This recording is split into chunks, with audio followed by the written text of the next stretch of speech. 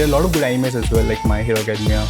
I was trying to paint and was having fun drawing my little drawings over there, and I think that's what sparked me. I thought you named some anime, I thought. Hello everyone, welcome to AlumX. Today we have Sahil Yadav with us. He is a 2D FX animator and artist that has worked with MAPPA, Netflix, Brawl Stars, Bollywood films such as Chava, Tales from Outer Suburbia, BGML Land Studios, Common Side Effects, and a whole lot of other amazing projects. First of all, welcome to AlumX. It's lovely having you here with us. How long has it been that you're back in IIIT-Delhi, and how are you feeling here? Thank you for having me here, first of all. It's been very wonderful here with you this morning, and I think it's about 6 years for me. 6 years? Say I graduated in 2020, so it's been quite a while. And I'm feeling good. It's pretty hot here. It indeed is. But it feels wonderful to be here with you. Now that you're very successful in what you do, and not everyone can say that they are successful in doing what they love, was there any sort of movie that sparked something in you that made you say, okay, this is what I want to do? To start with the animation, particularly, there was no one movie which motivated me. I used to watch a lot of cartoons, just like any other child does, right, in their childhood. So, like used to watch Shin Chan, Doraemon, Kitritsu, and all those stuff. So, and that's what it's like. Okay, okay, I will do some art on the side from after like the school time, and that kept on going. And I think that eventually developed into something which I want to do. So, answering your question, there was no one particular movie, but the art sense in general overall, which helped me, to peek into this career field, basically. So there's no one movie? No, I can't name one, honestly. Yeah. I thought you named some anime, I thought. A lot of my friends watch anime, honestly, and they really push me to. And there are a lot of good animes as well, like My Hero Academia and the current one, which had Atelier. These are really good ones. Good, no? Yeah. So if we talk about the times when I started with the animation, then it was not really the influence from the movie animes. Okay. But as I went on into the field, that's when I started looking into all of it and see how they are doing it and what they are doing and what's in the trend at this time. So I think, yeah, all of that together helped me in going further into the field. So at what moment was it that you said, okay, I will do this professionally, not just that I love it, but I want to pursue it professionally? I think in the first year summer break, that's when I went on a trip and I saw watercolor tubes. I used to see watercolor paint like in the like small buckets, but I never saw the tubes. And I was really excited to try. Oh, there are tubes of the watercolor, like the liquid tubes. I had no idea about that. And that's when I came back home, tried those paints, and I was like, okay, I am really having an interest in it. Yeah. So luckily they give us like 3 months summer break in IIIT-Delhi. Oh, yes. Everybody was doing their internships and all sort of things to make their resume strong, their portfolio strong, to get good jobs, by the end of their graduation. I was trying to paint and was having fun drawing my little drawings over there. And I think that's what sparked me to revisit into it, because in the school times, I took science. Yes. So I was really trying hard to be academically good, and I was doing decent in my 11th, 12th, and that's why I forgot all of it that I used to do art in the school times. Okay. So then when I came here, that's when I realized, oh shit, this is not something that I want to do. I'm not enjoying it. And then that trip helped me, and then this first year summer break helped me, and now here I am digging deeper into it now. So essentially the summer break was the epo of your life, something that defined your you can future, say that. right? You can definitely say that. But then you said that during your summer break where you were sketching, doodling, using acrylic paints, anything like that. But the thing, what I think is that does it really translate to digital animation? I think, sketching with your hand, free sketch, and digital animation must in some way be different, or is it complementary? What is it? I think both the mediums that we are talking here, either the traditional hand paintings, acrylics and watercolors, or any sort of those mediums, and the digital, they all use the same skill set. Okay. Medium might be different. Yeah, medium can be different, but in the overall sense, you need the same skills to do it.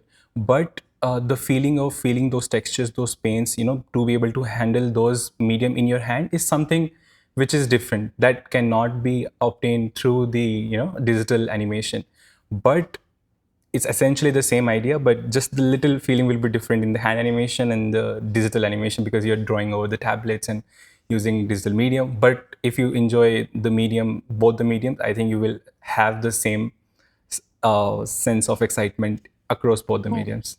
Yeah. When making maybe a small scene, maybe a water shot, maybe some sort of explosion, how long does it really take? It depends upon how complex you're making a shot. Some of the times that you have FX, like it has like one layer or two layers, but if you sometimes you have like 4 or 5 layers even. It's like very detailed. So depending upon the constraints you have for a shot, it will define how much time you will take for a shot. So if we talk about some simple shots like water, which needs just 3 layers, so I think if it's like 1 second long, which is like 24 drawings, it should take about a day or two to get this thing done. Day or two? Yeah. Goodness, okay. But it again depends upon what we are doing with that water shot, right? Is it an ocean? Is it a tap water? Is someone washing off their face? So there are a lot of kinds, and it's very hard to answer like one answer to this question. But yeah. Okay, specifically, let me ask, what about that scene in Java? Apparently, you had you contributed something to it, and it's a pretty incredible movie. And kudos to you Thank for you. being able to contribute and doing such a good job. So, how long did that take? Okay, so I think that shot took me about 2 3 days, mostly because the slime was easier to do. That was not a problem, but there was a lot of retakes. Like even if you finish a shot, doesn't mean it's gonna get approved. You need to show to your supervisor, the leads, and then the people above the supervisors, And then they and then they approve it. So it took me about 3 4 days 3 4 to get days. that shot done. But yeah, but that was definitely a very fun shot. Honestly, I loved working on it. Yeah. So soon after your engineering school, right here in IIIT-Delhi, you joined Vanar Sena. How did your parents take that? I mean, you went from engineering school to perhaps something quite different. And maybe your friends knew it because they see you paint, they see you be really into digital animation. Was that a similar support from your parents too? I think my parents were pretty cool with it, honestly. The reason being, I was already doing animation in my engineering college, and I started painting in my first year, as we discussed earlier. So I was doing a lot of painting and animation, even though it was not professional, like to the studio level, but it was good enough for me to spark my interest into it.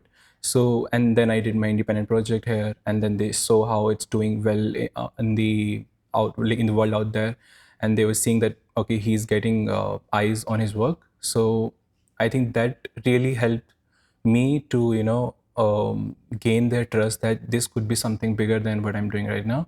So they were little skeptical about it, but overall they didn't really, like, they were not really concerned because they knew that he will do something good out of it. And it, of course, it took like about a few years to gain their full trust. Just 2 years. You did a lot in 2 years. I mean, so many companies, even like Netflix and also. Yeah. So I guess it worked out very well in the end. That's true. That's true. That's one good thing, trusting your son's instinct and going with it for the career. That's great, actually. Thank you so much. Yeah, they've been very helpful so far. All I need is just let me do what I want to do, and that's all they're doing. So it's been treating me well so far. You have worked across different countries, for different countries. We have for Bollywood, for Western, and for Japanese. Now, for each of these, they have a different, perhaps different sort of aim.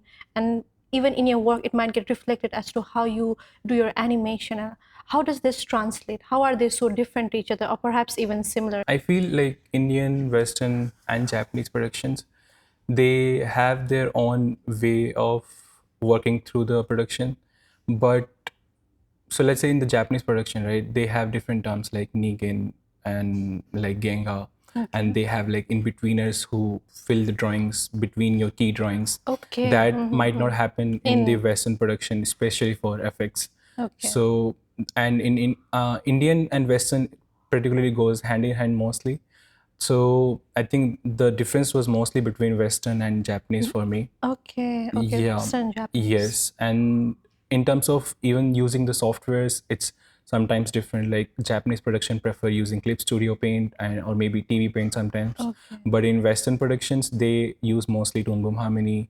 So yeah, it can be different in terms of the software that you're using, and sometimes you're on the workflow gets different, because Japanese people use some different kind of workflow. Also, in terms of style, if we talk about the style in anime, is something different than what we see in Western productions. Yes. Right. Western is like more smooth. They really focus on FX.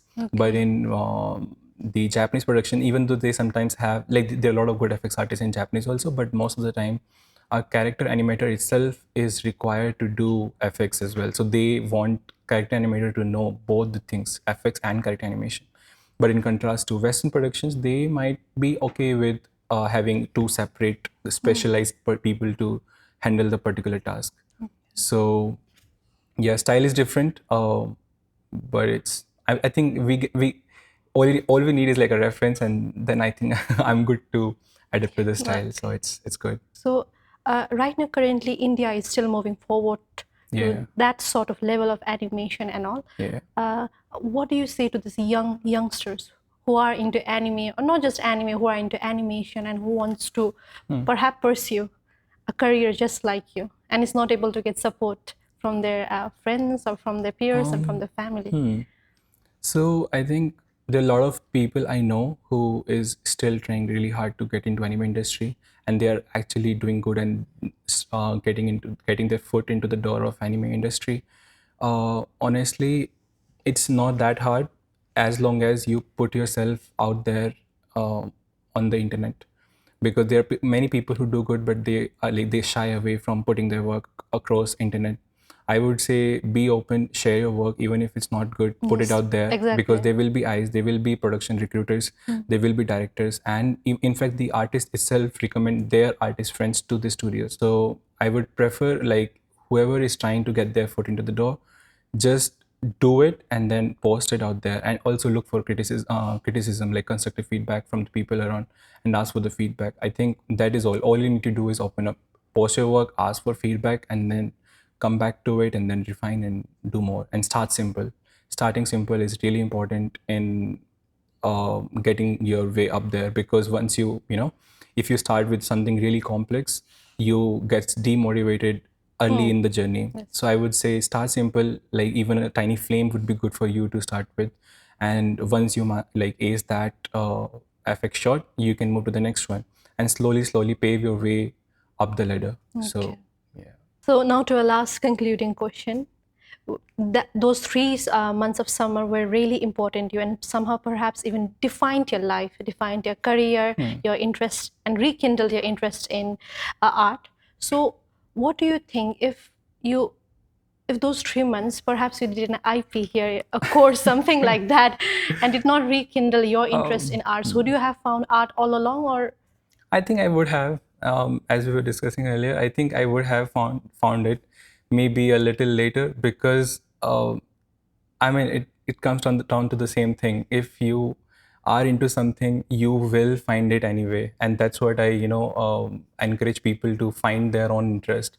I know finding their own interest is like really difficult, and you sometimes your parents do not support, your friends do not support, but you still have to go your way and make it your thing. That if you don't find it, then it's going to be really hard in the coming year. So you cannot save yourself from the hard work now, because if you do it now, then you are bound to struggle later in the future, and then you will find another escape, and maybe you will feel like it's a lot of pressure to come out of the job that you are in it, and coming out of it will be very hard. So it's better for you to find that particular niche that you will love sooner, the better. That would be, I think, I would say. That is indeed a wonderful advice. Thank you very much for being here with us and for giving us your time. It was a wonderful talk, very refreshing, and I hope to meet you again and see you again, have a chat like this again in soon time. Thank you very much. Thank you so much, Rosie. Well, that was Sahil Yadav. We hope you enjoyed this episode of AlumX. See you all very soon. Until then, connect, learn, and evolve.